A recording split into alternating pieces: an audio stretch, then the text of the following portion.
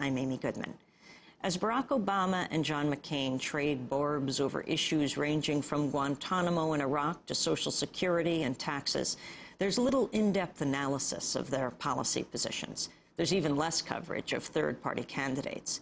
Back in February, Ralph Nader announced his third bid for the presidency on Tim Russert's Meet the Press. One feels an obligation, Tim, to try to open the doorways, to try to get better ballot access, to respect dissent in America in terms of third parties and independent candidates, to recognize historically the great issues have come in our history against slavery, women's rights to vote, and worker and farmer progressives through little parties that never won any national election. Dissent is the mother of assent. And in that context, I have decided to run for president. Tonight, Ralph Nader is holding a rally here in New York at Symphony Space. He joins us now in Washington, D.C., where actually the private funeral for Tim Russert is being held as people are gathering at this hour. Welcome to Democracy Now!, Ralph. Good morning, Amy. It's good to have you with us. First, your thoughts on Tim Russert. It was on his broadcast on Meet the Press in February, on February 24th, that you made your announcement of your presidential bid. Well, the last conversation I had with Tim Russert, maybe a month and a half ago, he told me how much he believed in intellectual tension on his program. He used that phrase, intellectual tension. And I think that marked his willingness to have, other than the normal redundant Washington politicians on his show, although he had plenty of those.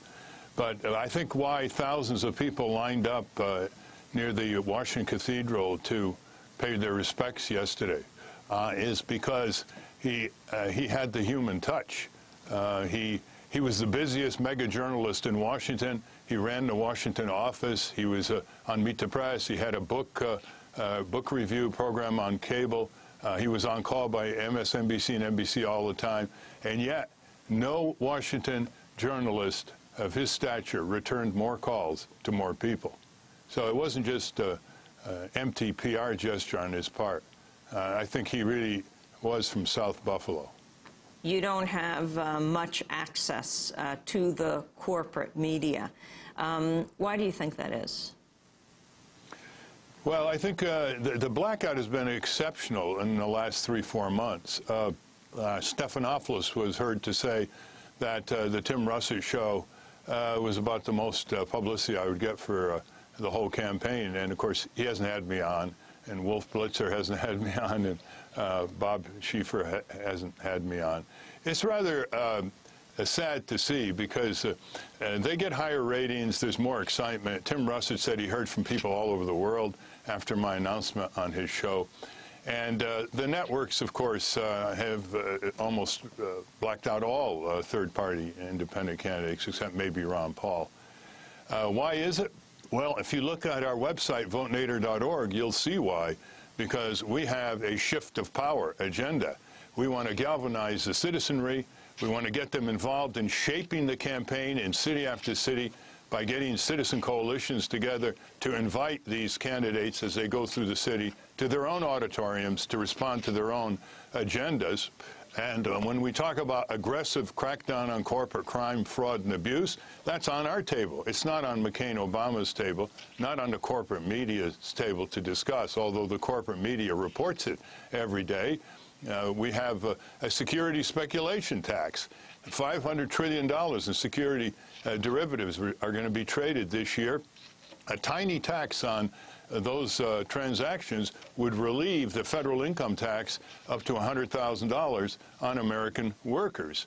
We have solar energy instead of nuclear power. We have single-payer health insurance, which replaces the health insurance moguls and their enormous administrative and bureaucratic waste and their denial of doctor discretion and their pay or die policies in America, unlike all Western democracies. So you can see in many ways that we favor workers and we favor consumers and we favor small taxpayers, we favor the environment to the expense of corporate power. I mean, the issue here is centralized corporate power. And that's why day after day, whether through demonstrations in front of toady government agencies and trade associations in Washington, to campaigning with people and their controversies for justice all over the country, we have made our website, votenader.org, a very vivid, vivacious website for people who want to volunteer, who want to get engaged, who want to contribute money to our campaign. We take no commercial money or PACs, so we rely on individuals. So to sum it up, really, our campaign is to subordinate corporate power to the sovereignty of the people. Why is that a radical notion? Doesn't the Constitution start with we, the people? And speaking of the Constitution, we are strongly for the impeachment of Bush and Cheney. It's never too late for impeachment, or demanding their resignation, the way Nixon and Agnew had to resign, or after they leave office as fugitives from justice on January 21st, to invoke appropriate law to prosecute Bush and Cheney for their recidivist criminal and anti-constitutional behavior day after day, from the criminal war in Iraq to systemic torture, to imprisoning people without charges, to wiretapping them without judicial approval, and to have signing statements that the American Bar Association has condemned, where Bush says, I'll sign these laws, 800 of them, but I'll decide whether I'm going to obey them or not. I think Chuck Hagel put it all in one sum statement, Amy, when he said a few weeks ago, he's a Republican from Nebraska, Senator Chuck Hagel. He said, quote, "We tried a monarchy once. It didn't work," end quote. What do you think of Chuck Hagel as a vice presidential running mate? Yes, the Republican senator for Barack Obama, one of the names that's being bandied about. Well, he thinks for himself, and that's about the best you can expect of a politician these days. Senator Jim Webb, Senator Chuck Hagel, they think for themselves. They're not robotic minds. They're not completely monetized minds, and they're Vietnam veterans. So in today's politics, that puts them forward. Ralph Nader, on his first day as the Democrats' presumptive nominee, Barack Obama traveled to Washington to address AIPAC, the American Israel Public Affairs Committee. This is some of what he had to say. Now, let me be clear. Israel's security is sacrosanct. It is non-negotiable. The Palestinians need a state. The Palestinians need a state that is contiguous and cohesive, and that allows them to prosper. But any agreement with the Palestinian people must preserve Israel's identity as a Jewish state with secure, recognized, defensible borders.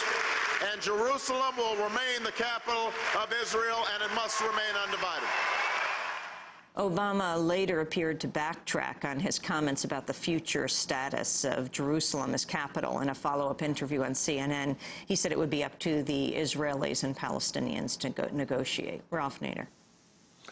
Well, I think Barack Obama is in training to become panderer-in-chief. That was really a disgraceful speech.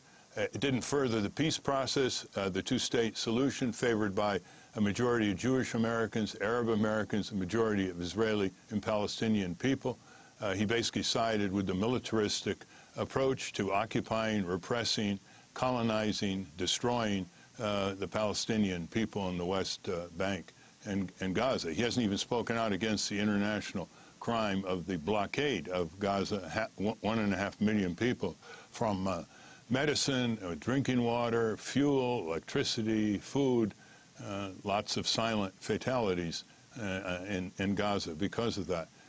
Barack Obama really now has to be examined very carefully. He has worn out the word change. We now want to know what change is involved. It's quite clear that he is a corporate candidate from A to Z. In his voting record, he voted against reform of the Mining Act of 1872, which gives away our hard rock minerals. He voted for a terrible class action restriction law that the corporations wanted him to vote for. He, in many ways, has disappointed people who had greater hopes for him. He's voted for reauthorizing the Patriot Act.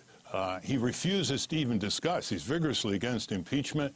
of Bush and Cheney. He won't even support his colleague, Senator Russ Feingold, motion to censure the Bush administration for systemic, repeated illegal wiretaps. He's letting the corporate-dominated city of Washington, the corporations who actually rule us now in Washington, determine his agenda. And that does not augur well. He's just appointed economic advisors right out of the Robert Rubin School of Citigroup in the University of Chicago. His Middle East advisors involve people who actually helped write his AIPAC speech.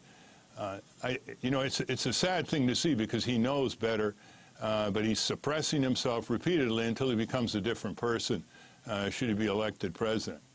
We're talking to Ralph Nader, independent presidential candidate, a longtime consumer advocate.